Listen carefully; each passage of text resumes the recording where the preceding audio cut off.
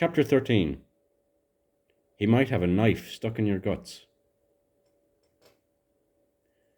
There was a loud banging from the front door and shouts of help, help. Claudia and I panicked and hoped to God that there was some way out for Leroy, because surely to God this was trouble. Then old Harry bursts into the room, clutching a bottle of whiskey and shouting, "There's some friggin' bastard in my house, and there's no way I'm going in that place without police protection or something. These bleeding drug addict bastards. Phone the bloody police, for Christ's sake, will ya? Bloody hell, I'm nearly 70 years of age here, and old man like me shouldn't have this kind of... Someone phone the police now, for the love of God." All right, I'll do it," said Alf. To tell you the truth, I didn't know my mother had a phone, but I later found out that Alf had given her one as a wedding present.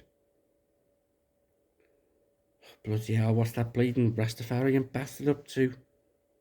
said Claudia, biting her nails. "I mean, with his record, if he's caught, it'll be another 5 years. God, I couldn't take no more, Ted. I wanted to say something, but I knew it was all my fault. What with all the letters and all that, so I held back." But at that moment, in rushes Leroy, gasping and panting as though he'd just finished an Olympic marathon in under an hour. Claudia looked at me, and all I could see was total bewilderment. "Hey, Harry, man, you safe?" "Am I glad to see that, man? I just missed him, you know. I see light there, and I see you come running down the street, and I think, man must have a bus up. Seems you need some help, you know. When I get to your house, I see a shape running off in the distance, extremely fast.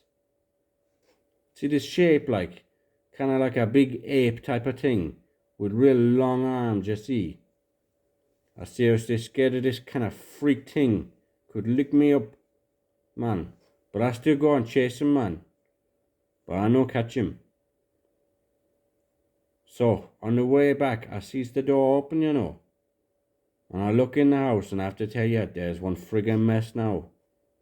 These thief them, you know, they turn a man's life upside down.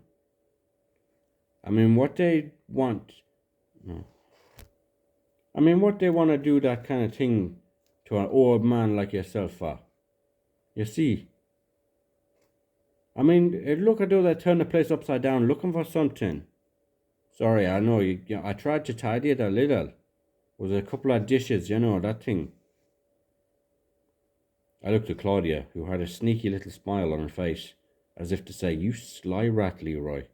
I didn't think you had it in you."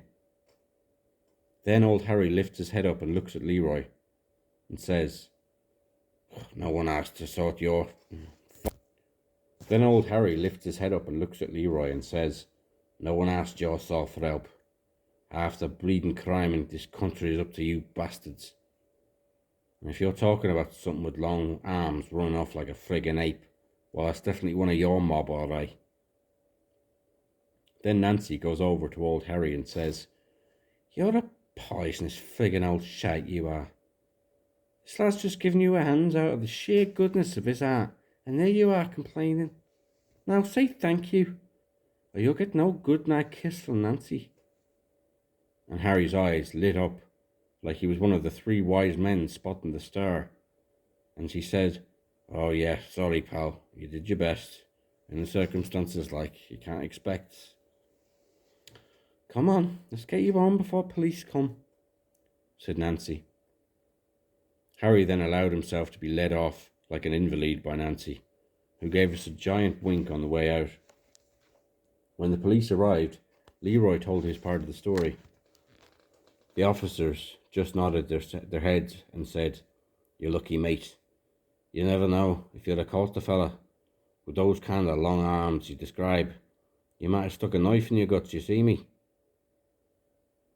We've just been there to see if the old man, and he doesn't seem to think anything's misses. God knows how we know so quick. Anyway, mate, you did well. Thanks, pal. What we'll do now is follow up on all the leads you gave us. We're basically looking for someone about 6'2", 6'3", with long arms and the gait of a gorilla, Correct, sir. And a loping can of rum. Is that correct, sir? Yeah, man, that's right. Lope and run is the exact type of words I would use to describe it. But me have no education, you see. But what a businessman, eh? That fella that done it must have been some bastard, eh? Said Leroy, as the police were leaving, but within earshot of the whole company, who nodded their heads in agreement. Claudia had her arms around Leroy as if he was the smartest and bravest man in the world, which at this point he probably was. We got Leroy into the kitchen and asked him to tell us the story. Tell you what, man, the place stink like a doo-doo pit, you see. The place stink to heaven. Why you not tell me, Ted, man? But anyway, first of all, is him alright? I can tell you that for a fact. You remember that shed he's got? You told us one time, brother Tedward, about this crazy bloody shed the old bastard have, right? Full of military stuff and all that. Yeah, well, I was just looking through the drawers there in the desk, and I find this file, you know. One of these cardboard things.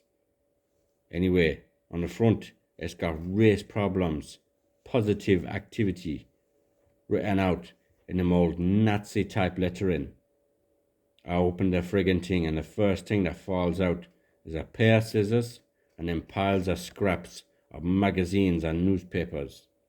And then I found this. He handed me a piece of paper. It was the usual stuff. There's some to look and some to see. Free Britain from the nigger menace. Your dishwasher-coloured mates will lead you into pools of shite. You pick your friends and you get what you deserve. Wash yourself daily and eat white man's food, or your arse will fall out. Beware the clinker of false advice. Watch your bloody step. Oh, that's him all right, I said. No problem. Same kind of style, same kind of words, same kind of warm personality behind the letter. Yeah, man, said Leroy. Things not so funny, you know. We could have real problems with this brother.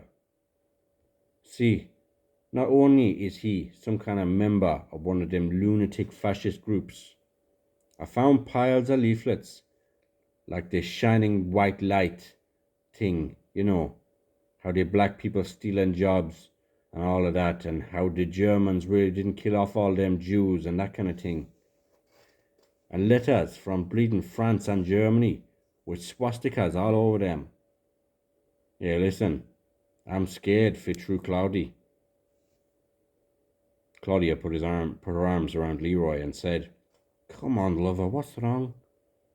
This old loony gonna give you trouble, a big man like you. You joke me, man. Old Harry have a gob, and a foul one at that, but the little shit couldn't kick a pair of winkle pickers through a friggin' wet echo, that. No, joke. Listen to this, and take this into consideration, okay? This old loony, as you call him, this old bastard with the twisted heart and sick personality, this old fella who can't do no one any harm. I'm telling you, that old prick has a friggin' artillery in that house. Bleeding knives, bayonets, machetes, and a rasclat gun. He's got a friggin' old army pistol in there, I can tell you. It's real alright. And he's got ammo. Small box of ammunition there. I mean, imagine that old bastard with a gun and ammunition. If I got caught in there, shit, he'd put a friggin' piece of lead through me guts, I can tell you. I mean, he's the kind of bastard who would one day just decide to get himself armed up, you know, like Robert De Niro in that Taxi Driver film, and wander around the place, taking pot shots at niggers like me, man. I don't want to be around when that little bastard gets the horn for that kind of thing, you see. All them weapons, man. That's the reason the old bastard told the police so quick there wasn't nothing missing. That's why he knew so quick. He didn't want the police sniffing round the place. I'll tell you another thing. I have to laugh, you know. He one wicked old bastard, I'm telling you. Got heaps of dirty magazines. Reached right up to the ceiling there, man. Must be about 300 quid's worth of Fiesta and Razzle and Parade and that kind of thing. Must have a serious need, you know. No wonder Nancy can wrap the shit round her little finger. Hey, I found another thing when I was half finished. No. Hey, another thing I found was a half finished embroidery thing.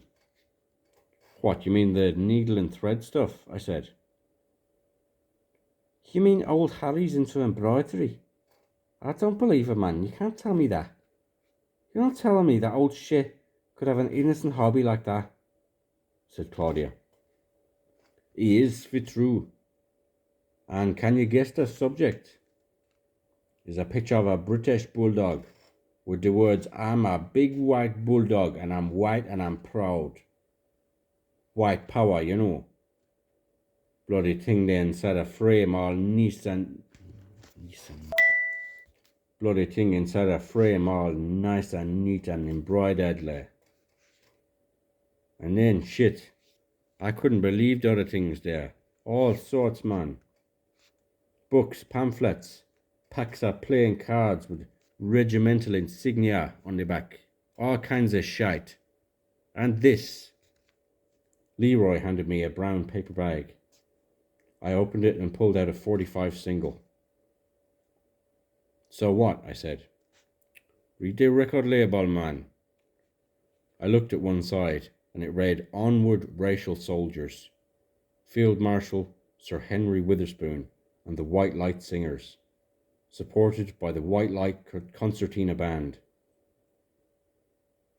Look at the B-side now, man. I did. When the Whites go marching in, Field Marshal Sir Henry Witherspoon and the White Light Chorus and Concertina Band. We got to play this sometime, man. It's maybe our real rootsy dance music, you know. He laughed and slapped me on the back, but I must confess, I didn't know what to make of it.